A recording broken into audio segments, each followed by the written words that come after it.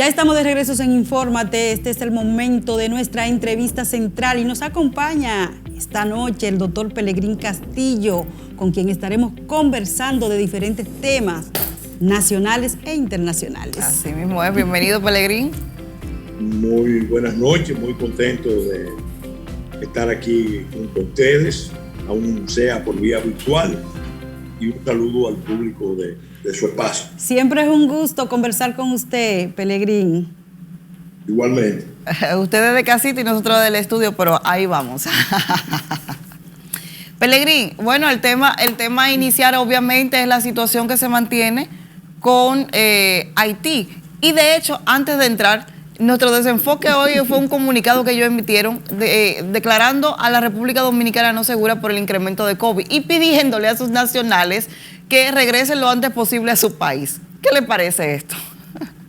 Bueno, eso es propio de la línea histórica que tradicionalmente ha observado Haití frente a República Dominicana, porque Haití actúa frente a República Dominicana y frente al mundo con la actitud del que todo se le debe y de que no tiene nada que perder.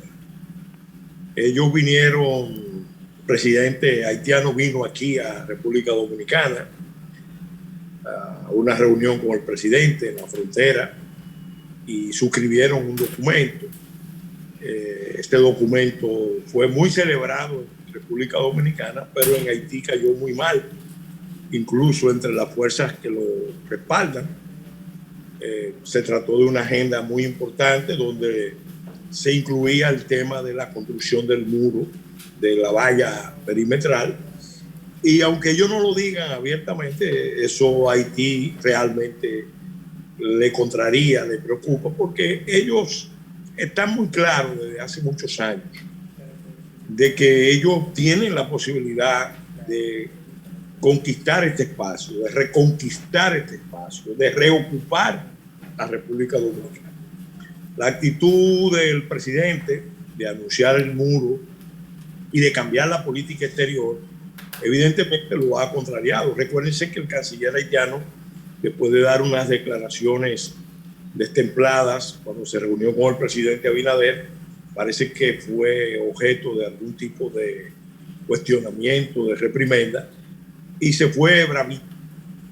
Y de allá ha venido todo esto. Recuérdense que es un equipo gubernamental que lo que quiere es implantar en Haití una dictadura al estilo Duvalier, pero del siglo XXI.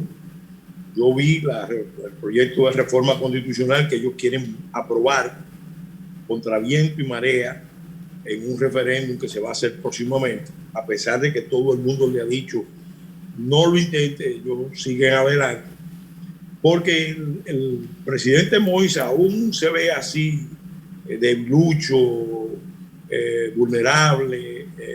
En realidad tiene una vocación autoritaria bastante fuerte y además está respaldado por fuerzas que en Haití entienden que Haití solamente se puede gobernar con una dictadura.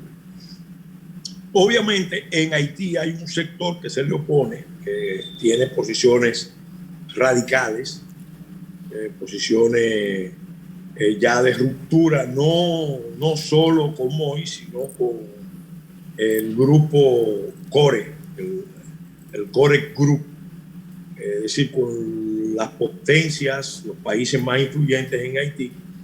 Ellos están en la línea de producir un proceso revolucionario que provoque una transición con ruptura, o ruptura con el modelo que ellos califican de neocolonial. Por eso en Haití, yo tengo años diciéndolo, se ha venido acumulando una tensión, una contradicción cada vez más fuerte. Y hacia Haití están fluyendo armas, municiones, aparatos de comunicación muy modernos, mercenarios, no solamente de Norteamérica y Sudamérica, sino de otras partes del mundo que están llegando. Entonces, ahí están preparando un escenario de contienda. El presidente Moïse y su gente parece que quiere proyectar la idea de que ellos están en la línea de confrontar a la República Dominicana para hacer valer sus derechos nacionales. Una impostura, una posición realmente muy discutible, pero el gobierno dominicano va a tener que darle respuesta para que ellos terminen de entender que no pueden seguir manejando a República Dominicana sobre la base del chantaje, de la manipulación, de la mentira, de la desinformación y sobre todo del victimismo. Ese es su estilo. La esencia de la política de una buena parte de los dirigentes haitianos es el victimismo permanente. Entonces, el gobierno dominicano tiene que dar una respuesta a eso. Yo confío que, a pesar de la mala nota que sacamos por el trabajo que hizo la Comisión Mixta Binacional, confío que el presidente Abinader, frente a las presiones que van a venir, no tenga ambigüedad. Siga adelante con el muro, siga adelante con el cambio de la política exterior y además que tomó una serie de decisiones que debieron ya adoptarse hace tiempo. Por ejemplo, ¿qué se va a hacer con el tema de las parturientas? Ese es un tema que ya tiene años sin el debate y el gobierno dominicano no termina de tomar una decisión que bien pudiera ser el restringir ese turismo, ese proceso, el turismo de salud, pero a expensa del presupuesto de los dominicanos. Lo mismo pasa con la leña y el carbón.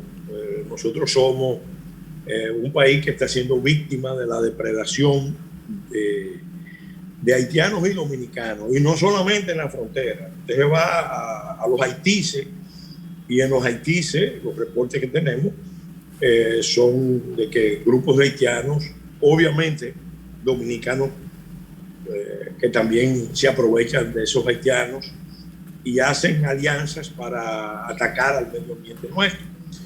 Entonces, el gobierno tiene muchas armas para responder a esto, pero al mismo tiempo nosotros tenemos que producir una unidad interna importante, porque sin unidad nacional este tipo de desafíos no se puede encarar. Cuando el presidente Abinader anunció aquel plan, el presidente haitiano, que aquí se hizo en un acto público, en Haití no, el presidente haitiano no lo hizo, y la prensa haitiana ni siquiera lo reseñó en páginas interiores, porque no se atrevieron a decir lo que el presidente haitiano suscribió con el presidente dominicano, con lo que suscribieron las cancillerías. Entonces yo creo que ahí está el origen de este tema. Ellos evidentemente, concretamente con relación al tema del canal, lo están usando como un elemento de provocación contra la República Dominicana, porque no quieren el muro. El muro, la valla, es algo que le da a muchos actores mucha cancha para negocios ilícitos. Yo he dicho siempre que la estructura de corrupción transnacional más importante, más compleja, más peligrosa que hay en el Caribe es la frontera dominico-haitiana. Son 391 kilómetros donde hay numerosos puestos de tráfico ilegal, y no de personas solamente, armas, drogas, vehículos robados, contrabando, lo que usted se quiere imaginar. Entonces, esa decisión histórica del presidente evidentemente tiene una oposición abierta en algunos, pero sobre todo soterrada en otros.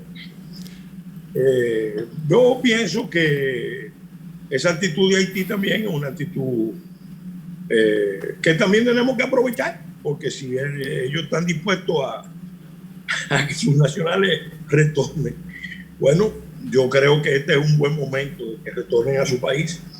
Ellos tienen mucho trabajo allá que desarrollar, porque ellos tienen que reconstruir su país.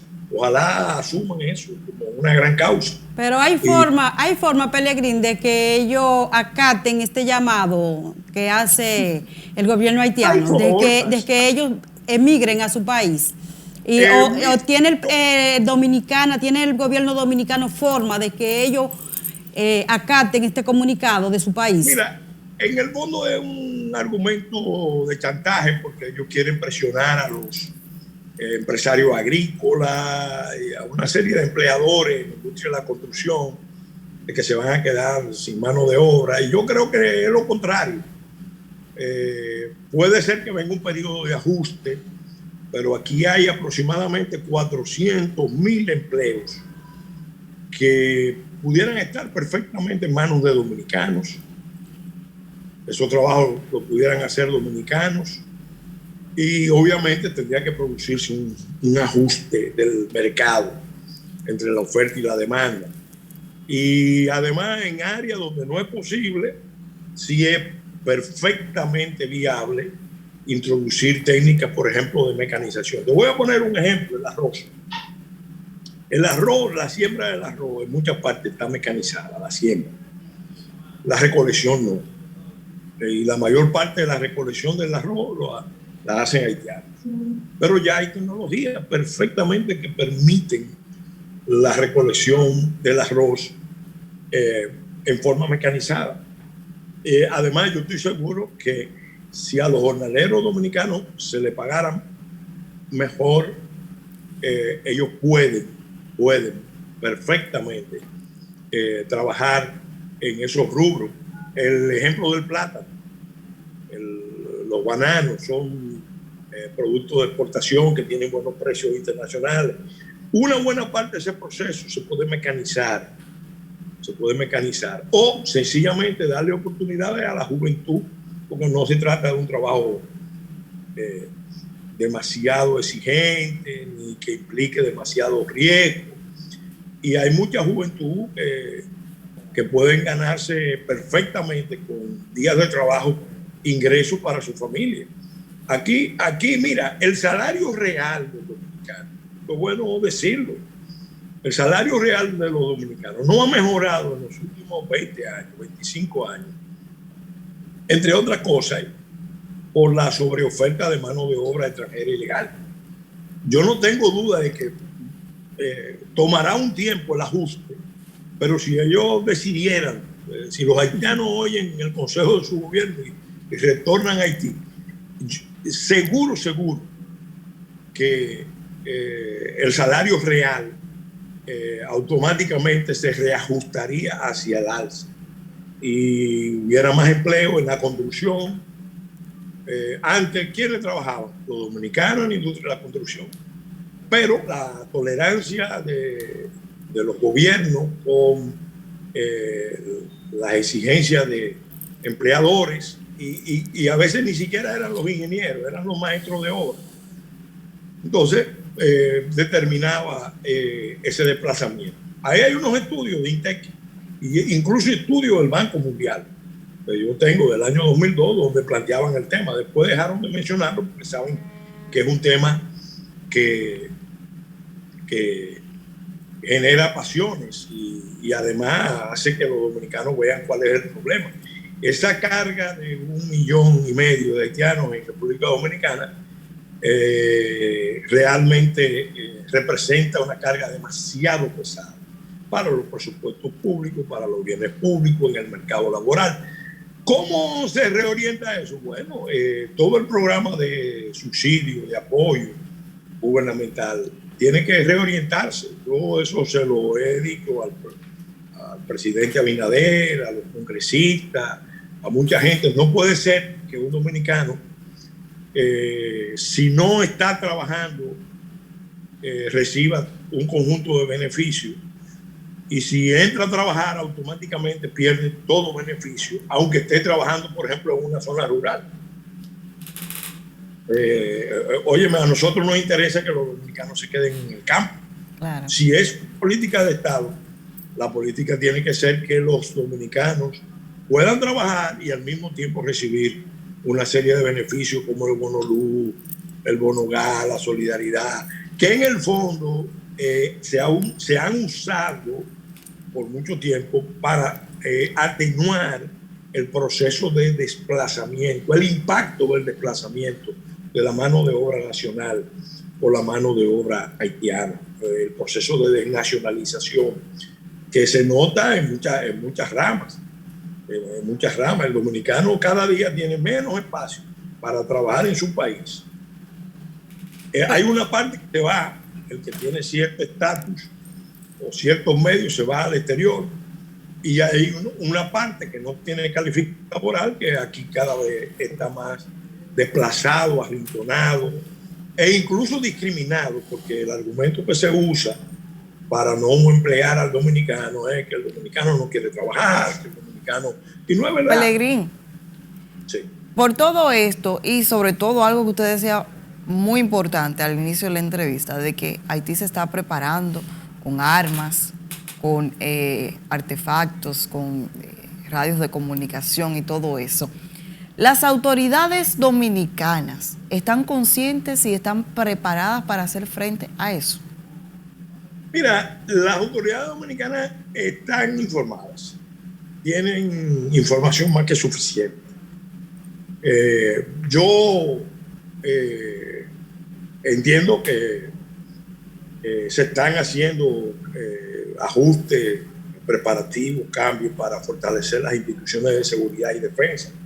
Recuerden que el presidente acaba de conformar el Consejo de Seguridad y Defensa, que dicho sea de paso, aunque tiene base constitucional, no se había constituido, pero una vez constituido no se ha reunido.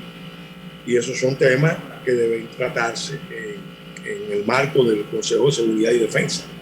De qué debe hacer República Dominicana en este contexto, porque no se olviden, hay una crisis mundial. Una crisis mundial, yo la conceptualizo la situación mundial como una guerra de cuarta generación. En curso hay una guerra de cuarta generación. Se está dando a nivel continental. Estamos viendo cómo toda América Latina está siendo subvertida, está convulsionando, entre otras cosas por el impacto de la pandemia, pero también por la acción planificada, subvencionada, dirigida de fuerzas que están muy bien articuladas a nivel continental y a nivel internacional, mundial. Entonces, por otro lado, a nivel de la isla, se está dando un escenario que puede ser en extremo conflictivo, explosivo. Si los dominicanos se unen como nación, podemos hacer muchas cosas. Podemos hacer muchas cosas y creo que una de ellas, donde más tenemos que poner énfasis, es precisamente no solamente en el muro físico-tecnológico. Necesitamos una política de repoblamiento de la frontera con asentamiento humano y productivo realmente sostenible. Eso, las autoridades tienen información y planes que vienen de muchos años atrás. El cambio de la política interior y el cambio mismo de la política de seguridad. Yo, por ejemplo, he puesto algunos reparos al anuncio que ha hecho el gobierno con relación al tema de las armas, que ha planteado el tema del desarme.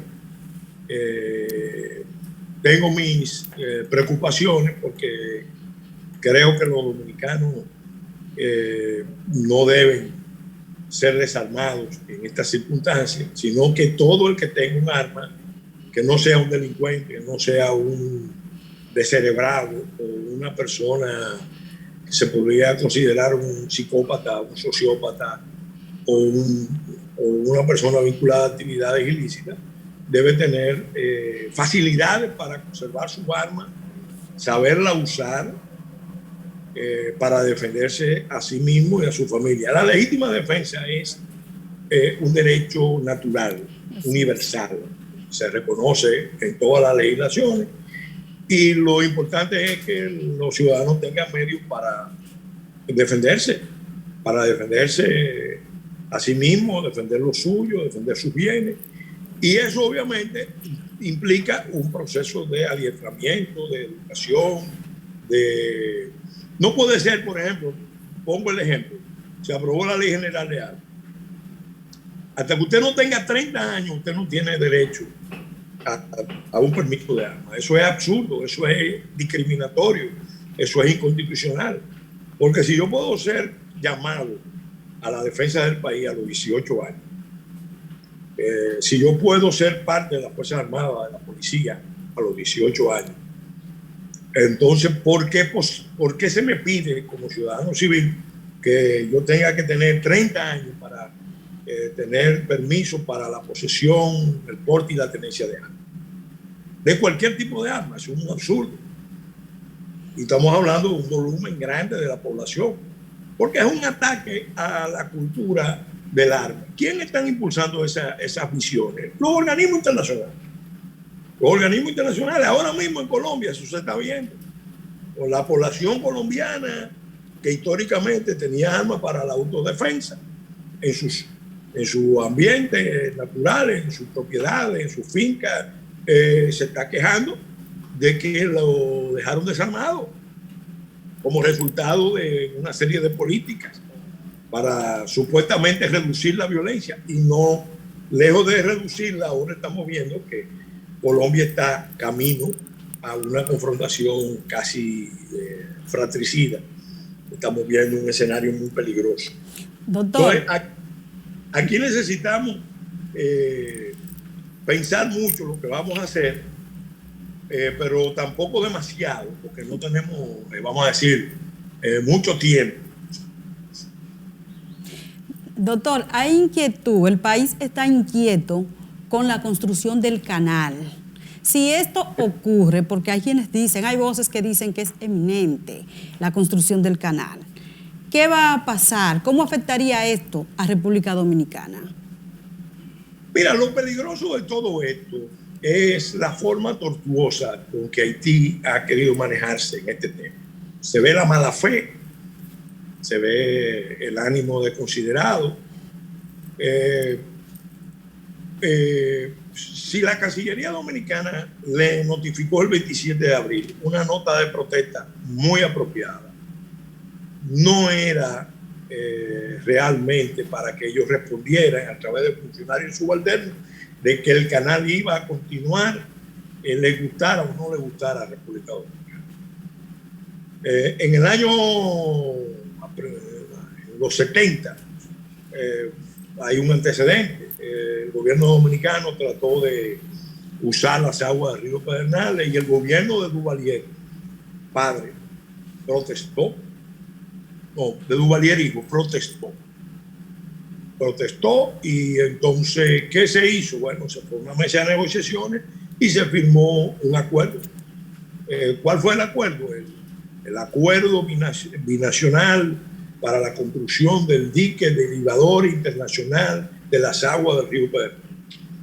Primer acuerdo. Y el segundo, un protocolo para el mantenimiento y la gestión de esa infraestructura. Ahí se acordaban cómo se iban a repartir los gastos, cuáles eran las reglas de juego para ese dique. Ese dique ha estado funcionando, ha beneficiado a Haití, ha beneficiado por lo menos la agricultura de Pedernales, porque la ciudad de Pedernales parece que tiene problemas de suministro de agua, pero Pedernales como provincia tiene mucha agua subterránea, muchísima. Probablemente ahí en la zona haya un acuífero transnacional. Y probablemente, me dijo un técnico que sabe mucho de la materia, las aguas subterráneas de esa zona tengan un caudal mayor que el río Yaque del Sur y Yaque del Norte juntos. Miren el potencial que tiene Pedernales, y eso es agua subterránea. En Haití pasa lo mismo. Entonces, ¿qué pasa? Ese debió ser el punto de partida de la discusión. La Cancillería Dominicana debió decirle, miren, vamos a discutir esto y vamos a manejar esto con una visión integral, porque ya tú no puedes discutir una obra, tú tienes que discutir qué vamos a hacer con la cuenca. La cuenca del Masacre o del río Dajabón, que es el término original. Masacre le decían los franceses, Rivière, de Massacre. ¿Por qué? Porque ahí era que peleaban los bucaneros y filibusteros con las tropas de la colonia en ese río. Ese era el río, eso no de ahora, eso está en el Tratado de Aranjuez. Sí. Son ríos fronterizos desde el Tratado de Aranjuez. Entonces, ¿qué pasa? En el acuerdo del 29 se establecieron unos criterios que son los criterios universales, de que por la mejor buena fe hay que hacer un aprovechamiento de las aguas que sea justo y equitativo. Ahora, justo y equitativo pone a hacer un análisis primero del recurso. ¿Qué parte de la cuenca le corresponde a Haití y qué parte de la cuenca le corresponde a República Dominicana? Okay. ¿Dónde se origina? ¿Cuál es el aporte de República Dominicana a los caudales del río y cuál es el aporte de Haití? Y con ese enfoque integral se puede ir produciendo entonces una discusión de lo que se puede aprovechar, de lo Muy que bien. se puede, porque tampoco podemos destruir el recurso. Por ejemplo, República Dominicana, la diplomacia dominicana, por su actitud condescendiente con la realidad de Haití, no hemos dejado arrastrar precisamente a ese ambiente con que ellos se manejan. Ha permitido, por ejemplo, que ese río haya sido atacado en ciertos tramos con prácticas de extracción de arena. Ellos vienen camiones de Haití. Sí, la práctica normal que conocemos. No, lo que ellos han hecho allá en buena parte de Haití lo están haciendo. Exacto. Y entonces República Dominicana, en vez de protestar, porque eso sí son agresiones evidentes al río, yo he publicado ya algunas fotos de eso, República Dominicana ha sido tolerante. Entonces, ahora, ¿qué pasa? Cuando República Dominicana objeta, Haití dice, no, ustedes hicieron esto, ustedes protestaron. Es la pregunta que nosotros tenemos que hacerle, porque si ustedes entendían que nosotros estábamos violando el convenio del 29, lo procedente es usar los mecanismos diplomáticos para protestar. No decir, bueno, como ustedes hicieron esto, nosotros vamos a hacer esto. ¿Qué ha hecho República Dominicana? Yo la información que tengo es que en el cauce propiamente, República Dominicana no ha hecho intervenciones mayores de extracción de agua. Sí tengo entendido que se construyeron unos muros, quizás para evitar desbordamiento cuando hay crecida del río. Bueno, eso no altera el cauce, sino que es un mecanismo de protección. Ahora, Okay.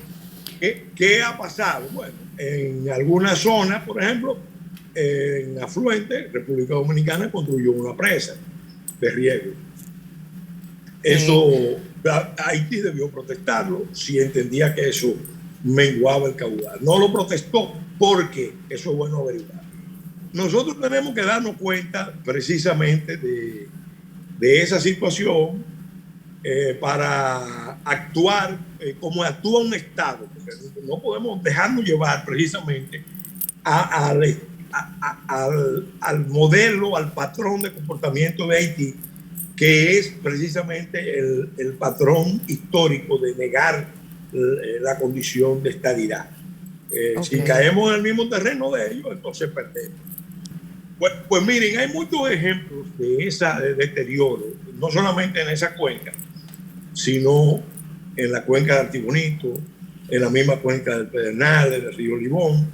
Lo correcto es que se estudie, como se ha dicho, con una visión amplia y también que se piense en soluciones, porque vamos a estar claros, a nosotros no nos conviene que Haití carezca de agua. Así es. Así es.